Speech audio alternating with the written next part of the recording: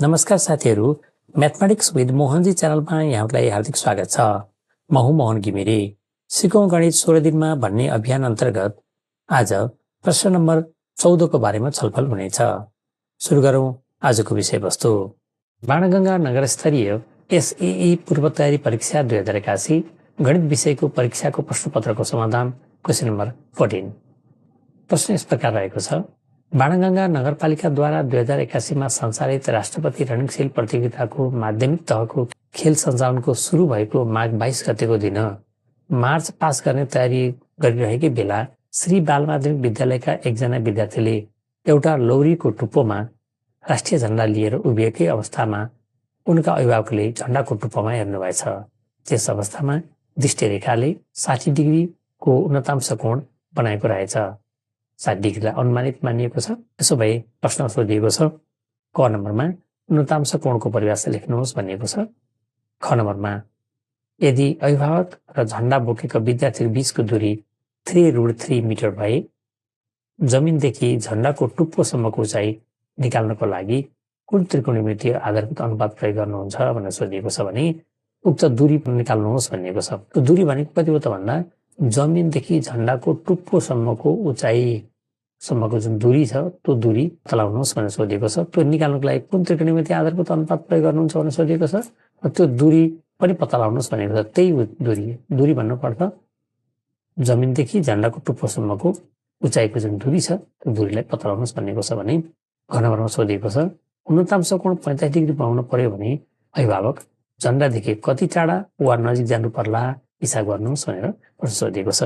अब यसलाई हामी क्रमशः समाधान गर्छौँ। पहिलो प्रश्न छ उन्नतांश कोणको परिभाषा लेख्नुहोस् भनिएको छ।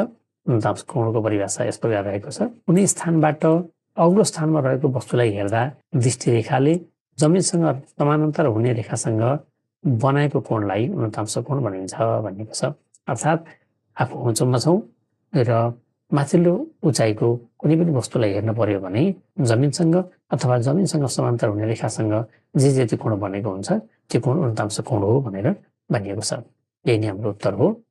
अनि अर्को ख नम्बरमा रहेको छ यदि अभिभावक र झण्डा बोकेको विद्यार्थी बीचको दूरी 3√3 मिटर भए जमिनदेखि झण्डाको टुप्पोसम्मको उचाइ निकाल्न कुन त्रिकोणमितीय आधारभूत अनुपात प्रयोग गर्नुहुन्छ भनेर सोधिएको छ। चित्र प्रकार हुन्छ हेर्नुहोस् त। यो ए भयो, यो बी, यो सी, झण्डा त्यहाँ देखाइएको छ साङ्केतिक रूपमा र 60 डिग्रीको एङ्गल छ। अभिभावक र विद्यार्थी बीचको दूरी चाहिँ 3√3 रहेको छ भने यो चाहिँ वाट भनेको छ। त्यो अनुपात निकाल्नको लागि हामी समकोणी त्रिभुजमा न्यून कोण 60 डिग्री छ, आधार भुजा भनेको 3√3 मिटर छ, लम्ब पी छ भने जमिनदेखि झण्डाको टुप्पोसम्मको उचाइ निकाल्नको लागि त्रिकोणमितीय आधारभूत अनुपात 10 को प्रयोग गर्दछु किनभने tan θ = p/b हुन्छ। क नम्बर सोधिएको छ उक्त दूरी पत्ता लगाउनुहोस् भनिएको छ। त्यो दूरी भनेको जमिनदेखि झण्डाको टुप्पोसम्मको दूरी पत्ता लगाउनुहोस् भनिएको हो। tan θ = p/b हुन्छ। थीटाको भ्यालु tan θको भ्यालुको ठाउँमा 60 डिग्री छ, पीको भ्यालु BC हो भने बीको भ्यालु छ 3√3 मिटर रहेको छ। क्रमशः यसको भ्यालु राख्छौँ। tan 60 डिग्रीको भ्यालु √3 हुन्छ, BC यतिकै छ, अरू भ्यालु यतिकै राखिएको छ र क्रस मल्टिप्लिकेसन गर्दा BC = 3√3 यो भ्यालु मल्टिप्लाइड बाई √3 हुन्छ। यसलाई मल्टिप्लाई गर्यो भने यसको भ्यालु 3√3 × √3 √3 र √3 मल्टिप्लाई गर्दा 3 हुन्छ भने 3 3 जा 9 हुन्छ। त्यसरी BCको भ्यालु 9 मिटर हुन्छ। जमिनदेखि झण्डाको उचाइ जम्मा 9 मिटर रहेछ भन्ने कुरा यहाँबाट हिसाब निस्किएको छ। अब अर्को प्रश्न रहेको छ उन्नतांश कोण 45 डिग्री बनाउनु पर्यो भने अभिभावक झण्डादेखि कति टाढा वा नजिक जानु पर्ला हिसाब गर्नुहोस् भनिएको छ। यो चित्र हेरौँ। ए यहाँ छ, बी भयो, सी, यो एङ्गल 60 डिग्री छ, यो बेस चाहिँ 3√3 छ, यो बीसीको भ्यालु 9 मिटर भर्खर निकालेका छौँ। हामीलाई के थाहा हुनुपर्छ भने यहाँनिर यदि एङ्गल धेरै बनाउनु परेको छ भने यो 60 डिग्री छ भने 60 भन्दा धेरै छ भने हामी यो झण्डाको फेदतिर जानुपर्ने हुन्छ। तर एङ्गल थोरै बनाउनु छ भने हामीले यसलाई टाढातिर जानुपर्ने हुन्छ। त्यसैले यस्तो प्रकारको चित्र बन्छ। यहाँ 45 डिग्री हुन्छ, यसको नाम डी दिउँ र यो जुन दूरी छ डीदेखि एसम्मको दूरी छ त्यसलाई हामीले एक्स मानौँ।